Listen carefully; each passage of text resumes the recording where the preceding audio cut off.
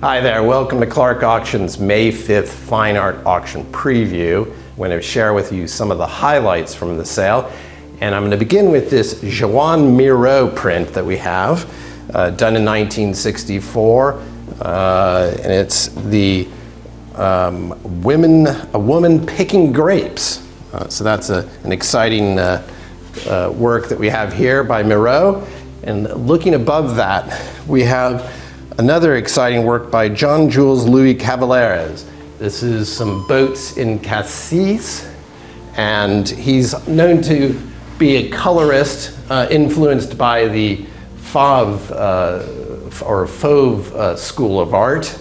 And keeping with the maritime theme, we're going to move over to the artist Antonio Jacobson, an American, and this is the steamship Apache, which was a luxury liner that cruised the coast of America taking passengers, and it was done in 1907, and it is attributed to Jacobson.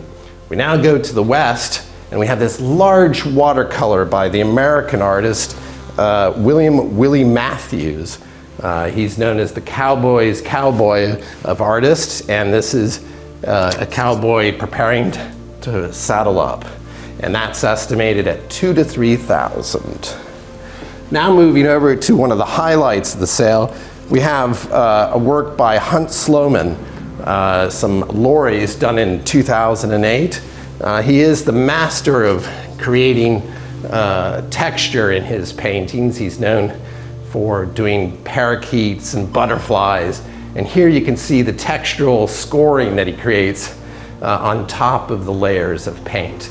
This is estimated $8,000 to $12,000, which is a very conservative estimate. It's lot number 50 in our sale. Moving on to another watercolor that we have by the American artist Ray George Ellis. He is the troubadour of the coastline in America, dies in 2013. This watercolor was done in the 1950s, and it's just a tour de force of watercolor for Ellis. Below that, we move to Poland, and we have this fabulous pastel by Julian Falat, done in 1910. It's a festive scene done in winter, and it's in Bastrada, where he went and moved in 1910, and this is estimated at $2,000 to $3,000, and that's lot 46 in the sale. Moving on, we now have 2 of 6 works in the sale by the Japanese artist Yasuda Tanaka. He's an interesting artist. He obviously was born in Japan. His family, unfortunately, had financial issues and ended up in Seattle, Washington at the turn of the century. Tanaka then married an American, and they moved to Paris in 1920. And this is possibly a portrait of Madame or Mrs. Tanaka. Tanaka is known for his nudes, and this is a painting estimated at $600 to $900. And there's a lot of interest in his nudes. So moving above this portrait of Madame Tanaka to another nude by Tanaka, lovely painterly impressionist work by Tanaka while in Paris. We're now going to move over to the other side of the room and begin with this Joan Miro La Comédie de l'Arte, plate number 8, done in 1979. It's number 21 of 30, which is a low edition, with an estimate of $2,000 to $3,000. Moving down below is another Japanese artist, Junichiro Inokuma. He's a 20th century artist who started off as a figurative artist, but then traveled to Paris and worked with Henri Matisse, who inspired him to work in his own style. And this is a really expressive later work by Tanaka. And he also has a lot of his works in a museum in Japan. This is conservatively estimated at $2,000 to $3,000. Above that, we go to Africa and the Sudanese artist Ahmed Sibaran. This is an interesting work. He's known for blending Islamic, African, and Western art in his work, so that he has Islamic or Arabic-like texture or text in his works.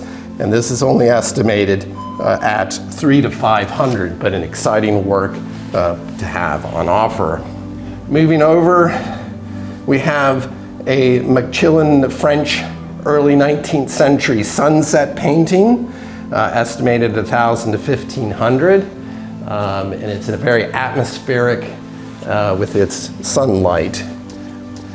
Here we have the second of two Hunt Slomans in the sale. This is one of his iconic little rabbits done on panel in 2009. And it's conservatively estimated at 1,000 to 1,500. And we're really excited to have that. That's lot 49 in the sale. Another highlight that we have is lot 65, which is this pastel by the contemporary artist, Native American Jane Quick-to-See Smith.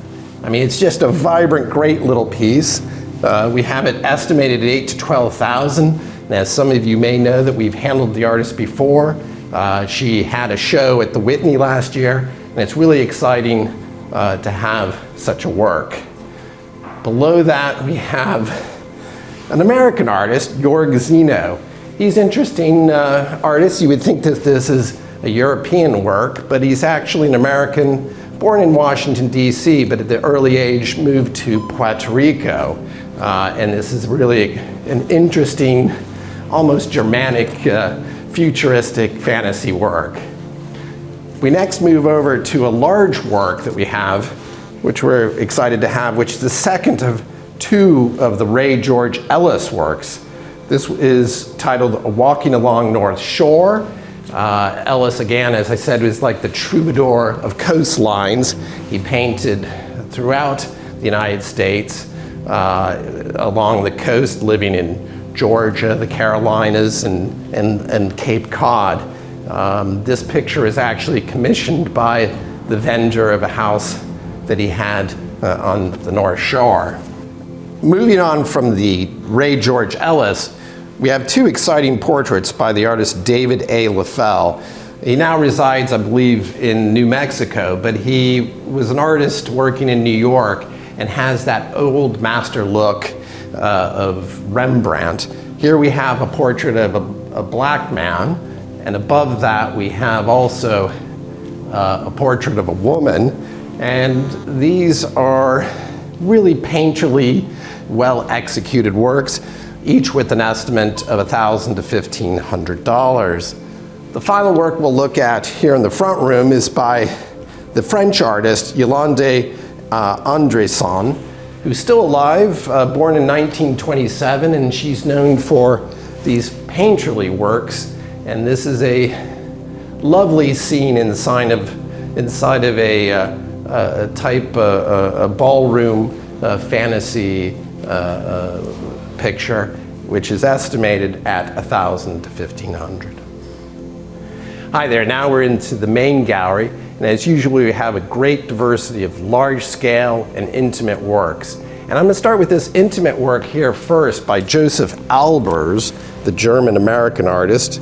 It's variant number 8 from his 10 variants series done in 1966, and it's lot 66 in our sale, and we've got an estimate of $1,000 to $1,500. As we move along the wall, you can see some other great contemporary works, and one that I'd like to focus on is lot 67 in the sale, which is this large work by the female artist Michelle Drouin. It's called The Cloud Pusher, done in 1994, and it's a really exciting, almost Rothko-esque work. Moving along next to that, we have Lloyd Raymond Bill Nye, American artist. It's an abstract composition from 1962. It's an oil on board, and it's a really exciting, vibrant work. As we move along the wall, we go to a constructionist work, the black and white work here. It's a cutout abstraction done in 1989 by Peter Omlar, and that can be had for an estimate of $600 to $900. Moving further along the wall, we've got some really exciting unknown, unfortunately. They are signed, but for those fans of Roger Rabbit, we've got Jessica and Roger, great for the children's room. And below that, we have also Benny the Cab. So for those modernist people, we can fill some wall space there. So moving along, we've got some other face work. We've got a purplish Pond Reflections by Thomas de Decker, the American artist. We've got a ram by the American artist Ray Hare. We've got Robert Kipnis.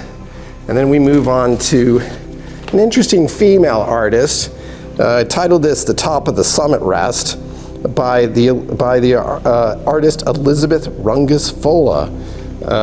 She is the sister of the more famous Carl Rungus, who's known for aminal painting, and she's a German-born artist. We've got two of her works in the sale, and we've got other portraits in the sale. We've got Dutch landscapes, and we've got farms in New York, and beach scenes, another Tanaka, and just an array of different landscapes in this sale, which are reasonably estimated. And the final artist that I'd like to focus on today is this portrait of Rachel, or the Big White Hat, done in 1995 by Leonardo Velasco, the Colombian artist who unfortunately just passed away last year. But it's a really exciting work by the artist, and it's lot 41 in the sale, estimate of $800 to $1,200. And as usual, haven't been able to show you everything in the sale, so be sure to go to our website, clarkeny.com, for a complete catalog with photos and details. And we also have a preview 3 days before our Sunday sale. And all I can say is good luck at the auction.